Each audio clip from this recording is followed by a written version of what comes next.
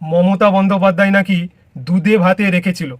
আচ্ছা, এখনো মিথ্যে কথা বলেই চলেছে। আমি তো কিছুই বুঝতে পারছি না, দেখুন আপনি বুঝছেন কিনা। কিন্তু আজকে আপনারা কি করছেন?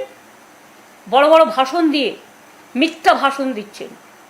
অভিষেককে যেভাবে আপনারা অ্যাটাক করলেন, নিজেরাই ইচ্ছে মতো যারা বাঁচাতে গেল তাদের নামে তাদের অ্যারেস্ট করলেন। আর বিজেপির যাদের সাথে বিজেপির নেতাদের ছবি আছে,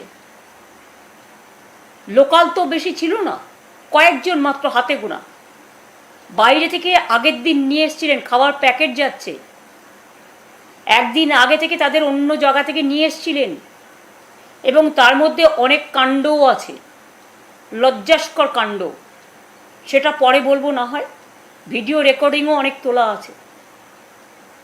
আপনারা ওইটা ছোট্ট গলি ছিল বলে যদি হেলমেটটাও না পেত, এমনভাবে পাথর ছুঁড়েছিলেন যে তার মাথাটাকে মানে পুরো স্পট ডেথ হয়ে যেতে পারতো। এইভাবে একজন পুলিশ মারা গিয়েছিল।